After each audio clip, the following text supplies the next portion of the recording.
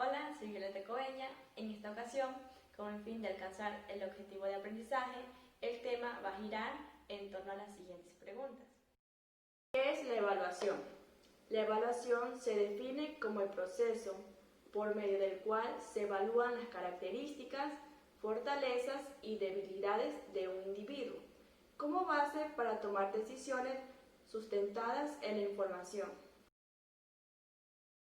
¿Cuáles son los tipos de evaluación?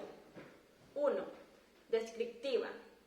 Esta se encarga de describir los síntomas de los pacientes. 2. Funcional. Esta determina las situaciones relativas a los comportamientos del paciente. 3. Prescriptiva. Selecciona los tipos de intervención más adecuada para el sufrimiento del paciente. ¿Cuáles son las fases de la evaluación? 1. Planeación. Se refiere al momento en que se determina el propósito de la evaluación. 2. Recolección de datos. Se hace uso de la entrevista, observación y test psicológicos con el fin de obtener información sobre el problema del paciente. 3. Inferencia. Se establece el juicio clínico o interpretación que permita dar sentido con base a información a los comportamientos que presenta el sujeto. 4. Comunicación. Se establece un diálogo con el paciente a fin de dar a conocer las causas que generan su malestar y las posibles formas de intervención. ¿Qué orientación teórica debe utilizarse y qué técnicas se necesitan para realizar una evaluación exitosa? La orientación teórica depende de la inclinación que tenga el profesional en función de las teorías psicológicas existentes, que permitirá establecer un criterio sobre el problema del paciente. Y las técnicas utilizadas son la entrevista, la observación y test psicológicos, que permitirán acercarnos al problema del paciente.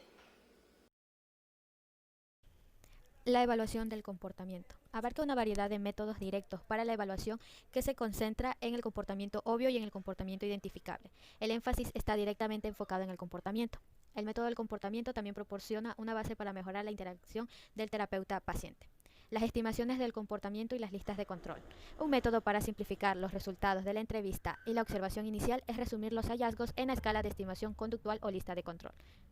Las escalas de calificación requieren de un examinador responda a una estimación continua del comportamiento, mientras que la lista de control especifica un estilo sí o no de clasificación. La toma de decisiones clínica en contraste con la actuarial. Los psicólogos han reconocido por algún tiempo que la toma de decisiones procede de uno de dos caminos, el clínico y actuarial. En el juicio clínico, el profesional procesa la información en su cabeza para diagnosticar, clasificar o predecir el comportamiento. En el juicio actuarial siempre está fundado en las fórmulas derivadas empíricamente para diagnosticar, clasificar o predecir el comportamiento. Dicho juicio es objetivo y basado en reglas, la clasificación diagnóstica y el DSM-4. El diagnóstico preferido para la clasificación es conocido como el Manual Diagnóstico y Estadístico de los Trastornos Mentales, el panorama en el DSM-4. Su principal innovación es la utilización de un criterio razonable objetivo para definir los trastornos incluidos en el sistema de clasificación.